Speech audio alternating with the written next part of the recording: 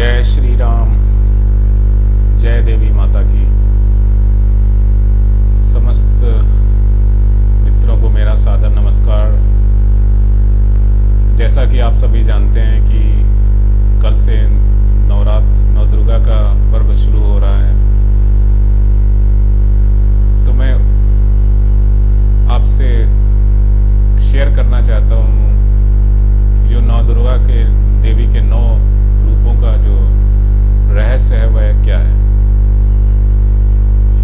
और नौ दुर्गा के जो 9 रूपों का रहस्य है, यह बड़ा ही वैज्ञानिक और सांस्कृतिक कारण है इसके पीछे। जैसा कि आप सभी जानते हैं कि पहला जो रूप है वो शैलपुत्री का है, फिर दूसरा ब्रह्मचारिणी का है,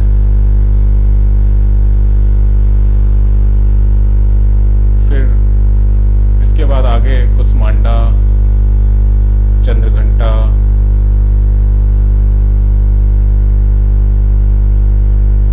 और सभी आते हैं। तो इनमें एक लॉजिकल सीक्वेंस है।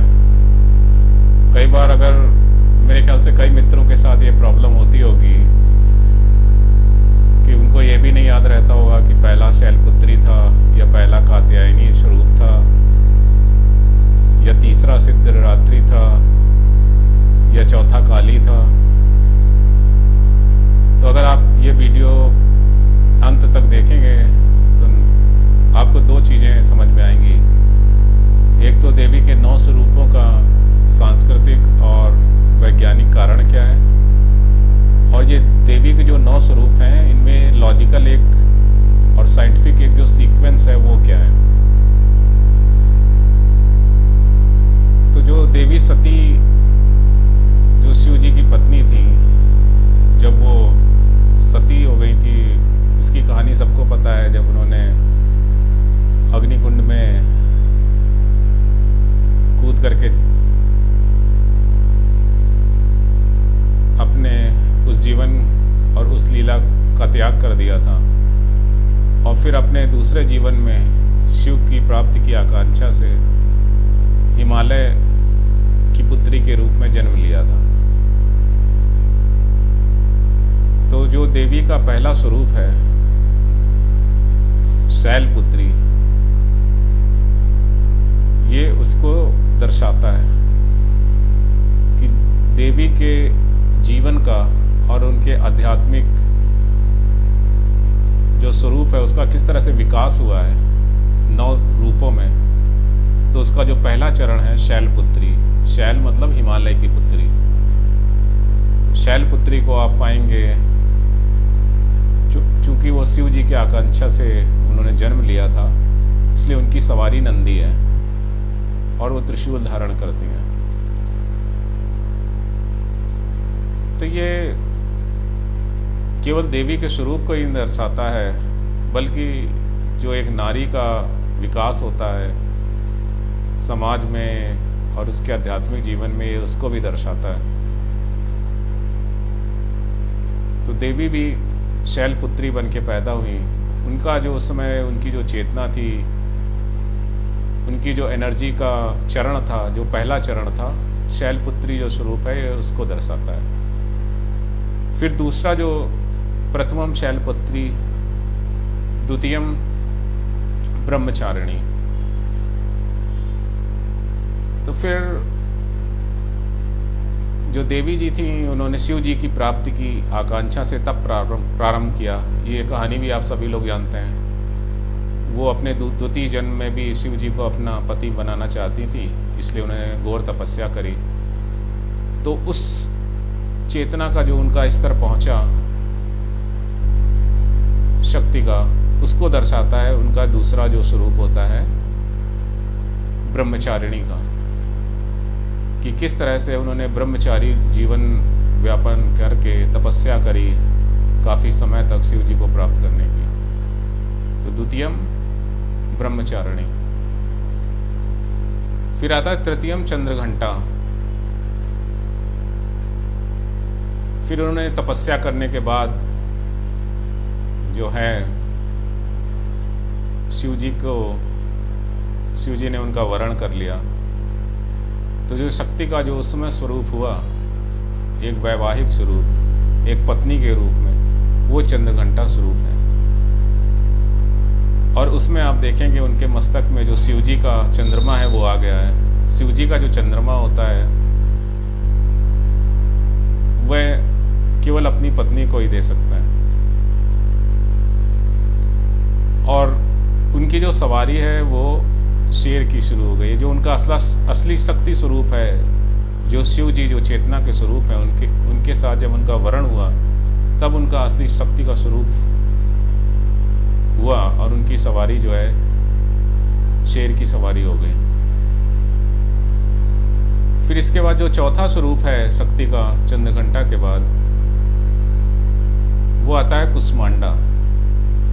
कुष्मांडा जो है ऊष्मा का अंड जिनके अंदर हो, अर्थात विवाह के बाद जो चंद्रघंटा का जो चरण था वो पार करने के बाद, जब उन्होंने गर्भ में स्कंद जी यानी कार्तिकेय जी ने बोलते हैं, जब उन्होंने उनको धारण किया तो वो उनका देवी का कुष्मांडा स्वरूप आया।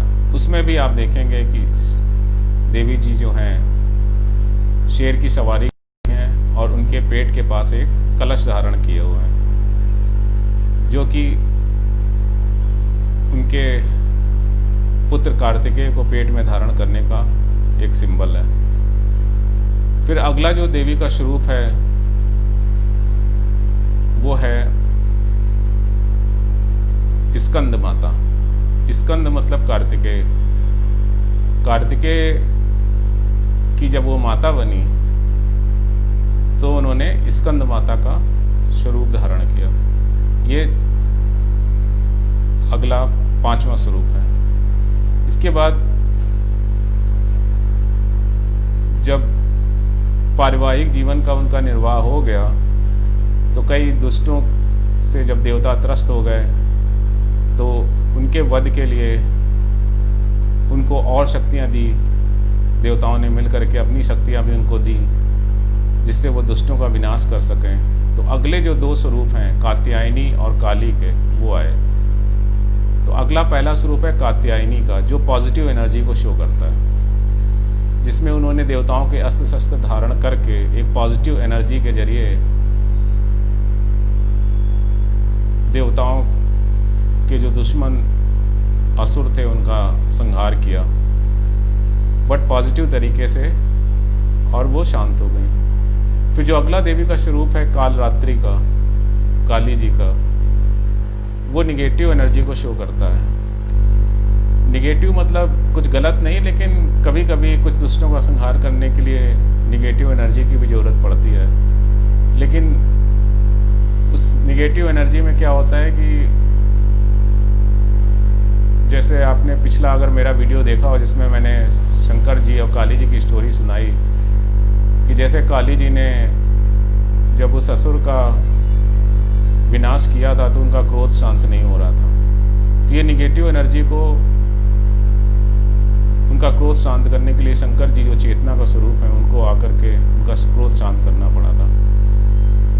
और फिर जब उनका क्रोध शांत हुआ तो उनकी चेतना का और विकास हुआ और वो शिव जी की चेतना से जुड़ गई। तो जो अगला जो देवी का आठवां स्वरूप आप देखेंगे वो है महागौरी का, और जो बहुत ही चैतन्य और शांत स्वरूप है। और उसमें आप देखेंगे अब इनकी सवारी जो चेंज हो गई है। कात्यायनी तक शेर की सवारी थी, कालरात्रि में गधे की सवारी थी, लेकिन महागौरी में उनको शिव जी की चेतना के साथ जुड़ने की वजह से नंदी की सवारी फिर से मिल जाती है। और इसके बाद जो आखिरी स्वरूप है देवी का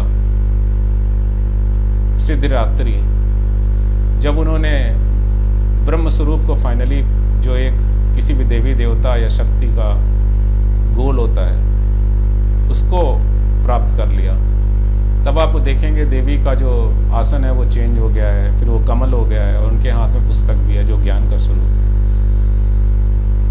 तो इस तरह से अगर आप पूरा वीडियो देखेंगे मेरा, जो लोग अभी ऑनलाइन हुए हैं, आप शुरू से मेरा वीडियो देखें तो आप समझ जाएंगे किस तरह से जो देवी के 9 स्वरूप हैं उनमें एक लॉजिकल और वैज्ञानिक और एक सांस्कृतिक और धार्मिक कारण है। ऐसा नहीं है कि पहला स्वरूप शैलपुत्री था तो दूसरा कात्यायनी हो जाए, तीसरा कालरात्रि हो जाए।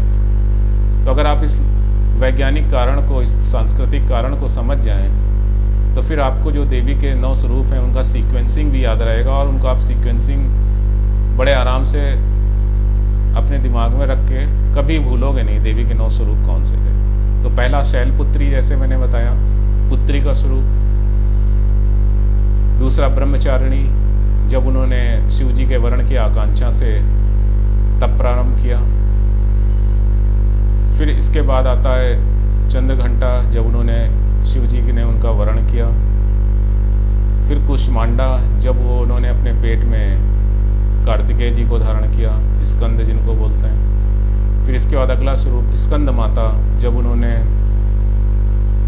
स्कंद को अपने पुत्र के रूप में जन्म दिया। और फिर इसके बाद कात्यायनी और कालरात्रि के पॉजिटिव और निगेटिव दोनों एनर्जी के स्वरूप को धारण किया। और फिर जब शिव जी के ऊपर पैर रख के उनका क्रोध शांत हुआ, इसकी पूरी कहानी मैंने अपने पिछले वीडियो में बताई थी कि किस तरह से जो हमारी स्टोरी है, हमारे कल्चर में हम लोग बहुत सालों से सुनते आ रहे हैं, उसका भी क्या वैज्ञानिक कारण है। मैंने पिछली बार समझाया था कि जब काली शिव जी के ऊपर पैर रखती हैं तो उनका क्रोध शांत होता है और किस तरह वह महागौरी का स्वरूप धारण करती हैं। तो जो अगला स्वरूप है महागौरी का, वो शिव की चेतना के साथ कंप्लीटली जुड़ने का है। और फिर इसके बाद फाइनली जो ब्रह्म स्वरूप का ब्रह्म ज्ञान है वो प्राप्त करने का है, जो सिद्धिदात्री है। तो जो लोग भी देवी की पूजा करते हैं, जैसा कि कहा गया है, जाकी रही भावना जैसी, प्रभु मूरत तिन देखी तैसी। तो अगर आप पुत्री रूप में उनकी पूजा करना चाहते हैं तो आप शैलपुत्री करें। इससे आपकी पारिवारिक और जो अपने संबंधियों के साथ तनाव है वो खत्म करने में का लाभ प्राप्त होगा। फिर दूसरा जो ब्रह्मचारिणी है, अगर आप पूजा पाठ वगैरह करके एक अच्छा वर पाना चाहते हैं तो आप ब्रह्मचारिणी स्वरूप का पूजन करें। फिर तीसरा चंद्रघंटा, जो विवाह के सफलता के लिए उपयुक्त है। और गर्भवती स्त्रियों के लिए कुष्मांडा, संतान की रक्षा के लिए स्कंद माता, बुरी शक्तियों के नाश के लिए